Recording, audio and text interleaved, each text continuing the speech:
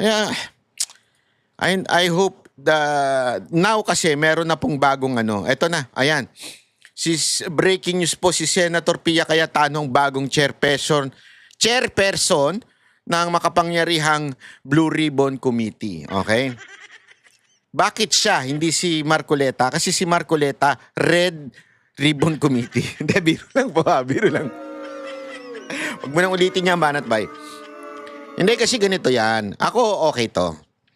Para sa akin ha, kasi syempre, alam naman natin si Marcoleta. Although, okay din naman si Marcoleta pagdating po sa ganyan, lalo na abogado. Abogado rin naman po ito si Senator Pia Cayetano. Ang akin lamang po, para at least hindi naman ma-accuse na impartial, na biased itong Blue Ribbon. Dapat kasi, tama yung ginagawa ni Senator Cayetano pagdating dito, na iniisip niya yung, hindi lang yung majority. A good leader should also think of the other side. Bakit o kanyo? Kasi hindi naman po siya Senate President ng majority lang. Senate President siya ng the entire Senate. So, he has to satisfy the other senators. Or else, baka mamaya pagka masyado yung biases, nagkatulad ng ginawa ni Soto at ni Lacson, baka bumaligtad yung iba. Iyon ang iniiwasan. It's better to stay as a Senate President instead of ilagay natin yung ikakabaligtad ng iba. Bakit? Syempre, alam naman natin si Senator Marcoleta minsan, minsan, alam mo yon, maraming banat talaga ganun talaga You have to learn how to play sa Senate because you are 24. You are 24 senators. Pag hindi ka pumatas dyan, baka masulot pa yung leadership ng Senate. Mas lalo pa tayong maolat, ika nga. Kailangan tawag dyan para bang sa chess yan. Hindi ka pwedeng lusob na lusob. Pag lumusob ka ng lumusob, baka maubos ka. Yung mga naglalaro ng chess, alam niyo yung chess. Hindi po ito, ha? Iba yung naglalaro niya at saka naglalaro ng chess. Yung chess. Kasi may T yung chess mo Chess. Okay? Yung ganun-ganon, no? Hindi ka pwedeng lusob na lusob. May diskarte rin, mayroong pagkakataon na medyo atras ka ng kapiraso. Alam mo yun? Yeah? So, maganda ito kasi, one, involved si Pia Cayetano dito. Sobrang kitang-kita natin yung kung gaano siya ka-passionate pagdating sa nangyari sa Senado. At mantakin mo. Pag pinatawag niya si Matibag na sinigawan siya, ang saya nun. Sayaw nun. Ang lupit nun, di ba? Mantakin mo. Okay. Isupina natin si Matibag. Gayon mo ako sigawan as a chairperson ng makapangyarihang Blue Ribbon Committee. Ano sabi mo? Ano sabi mo? Kaya exciting yan sa hearing. Ngayon, akala ko ba Banat Bay medyo na nababagalan ka dito kay Cayetano pag akala ko ba tapos sasabihin mo ibabalanse dapat. Ako yung frustration ko lang naman po 'yon. Hindi ko naman sinabing dapat gawin na ni Senator Cayetano. Frustration ko lang na nauunahan tayo sa kasinungalingan. Kasi sinungaling yung mga binibigay nila So pag sinabi mo na ngayon yung totoo, nako, baka medyo hindi napakinggan ng tao. Kaya sana medyo bilis-bilisan natin dyan sa Senado kasi ayan na.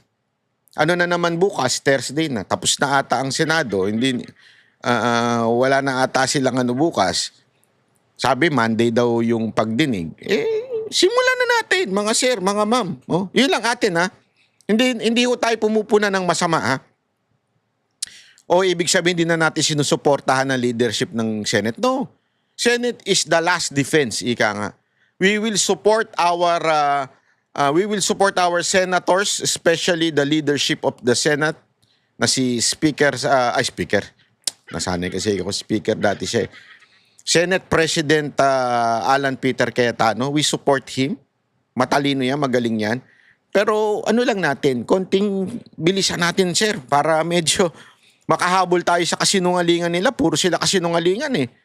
Eto pa, papakita ko lang sa inyo ha. Wait lang ha. Samantala, tinawag ng PNP Criminal Investigation and Detection Group o CIDG na panic firing ang pamamaril ng Office of the Senate Sergeant Bago na ngayon. Panic firing naman ngayon. at Arms sa Senado.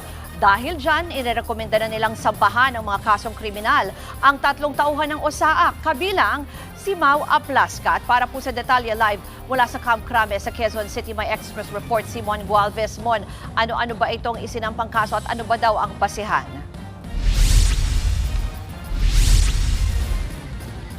Ruth, gumamit daw ng puwersa sina Senate Sergeant at Arms Mau Aplasca at kanyang mga kasamahan na malinaw na paglabag sa batas pagdating sa security services. Yan ang naging basihan ng PNP-CIDG kaya inirekomenda nila sa Department of Justice o DOJ na kasuhan na nga sina Aplasca at 2 pang kasamahan nito mula sa Office of the Senate Sergeant at Arms o OSAA matapos magpaputok ng baril.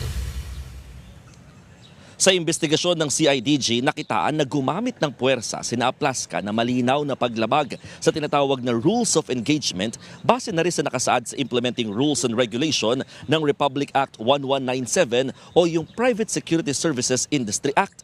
Para sa CIDG, hindi raw ipinatupad ni Aplasca ang pinaka-responsabling dapat sanang ginawa na makipag-usap muna bago magpaputok ng baril. Hindi rin tinatanggap ng CIDG ang pagsasagawa ng warning shot di umano ni Aplasca, lalo't ipinagbabawal na raw ito ng pulisya sa marataong lugar gaya dito sa Metro Manila. Tinawag din ng CIDG na panic firing ang mga naging hakbang ng OSAA habang defensive naman ang ginawa ng mga tauhan ng NBI na nagpaputok din ng Kahapon, meron na sila. Ngayon, ito na naman yung kwento nila. Kaya nga, paulit-ulit ko sinasabi, araw-arawin nila yan hanggang sumaksak sa utak ng mga Pilipino. Kasalanan ng senador o AC Aplasca, mali yung ginawa. Yan, araw-araw yan. Asahan nyo, mula nung kahapon hanggang sa pagdating ng hearing, yun ang kwento nila. Yan ang sasaksak. Sabi ko nga sa inyo, di ba? Yung quotation na pag pinaulit-ulit mo, ang kasinungalingan magiging katotohanan na ito, yan ang mangyayari. Totoo. Kaya nga, we have to be fast. baril.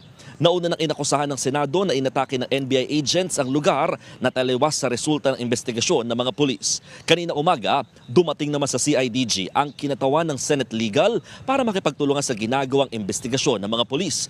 Hanggang ngayon kasi, hindi pa humaharap ng pisikal o nagsusumite man lang ng kanilang affidavit sina Aplasca at 10 iba pa na pawang miyembro rin ng OSAA na nauna ng pinadalhan ng sabina ng PNP-CIDG.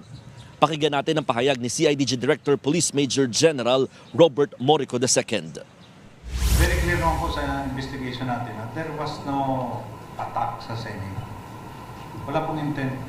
In fact, if there is really perceived na attack na ongoing, we can ask the same OSAA, bakit nila inabandon yung lugar after na magkaroon ng shooting. Yung paggamit po ng baril ng OSAA is covered on Private Security Services Act, wherein there are 6 stages na kailangan nila munang i-observe before the use ng lethal force. Ruth, sabi din ng CIDG na isuko naman na ni Aplasca ang kanyang 9mm Scorpion pistol matapos din ipasabina ng pulisya. Ito ay sumasailalim na rin sa ballistic examination. Inaalam kung ito lang ba ang nagamit na baril ni Aplasca lalo't maraming mga firearms na rehistrado mula sa Senado. Ruth? Mon, linawin ko lang kasi yung kaninang sinasabi nung police official na parang binabanggit yung Private Securities Act. Ano ba yung eksakto na paglabag dyan or yung eksaktong reklamo? Ay, nako. Anyway, ito. Kami ang boses ng masa, hindi natatakot. Katotohanan lang, di kami nalulunod. Walang bahid ng sismis, lahat ay totoo. Kahit sino ka pa, pag mali ka babanatan ka. Walang pinipili kulay, wala kaming kinikilingan. Basta para sa bayan, kami lalaban. Pagtama palakpakan, pag mali banatan. Di matitinag, di matatakot, para sa bayan tuloy ang sigaw. Sa harap ng kamera, walang halong takot. Mga baluktot, lahat kayo'y tutumba. Ang hustisya at totoo, yun lang ang mahalaga. Kahit sinong harang, di kami matitinag. Walang pinipiling kulay, wala kaming kinikilingan. Basta para sa bayan, kami lalaban. Pagtama palakpakan, pag mali banatan. Di matitinag, di matatakot, para sa bayan tuloy ang sigaw. Kung nasa tama ka, ikaw ay aming kasama. Pero pag mali ka, handa ka na bang mabasag? Banateros kami, walang inuunan. Dahil bayan muna, bago ang sarili.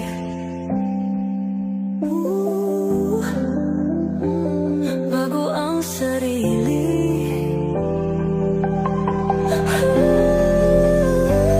Pagtama palakpakan, pag mali banatan.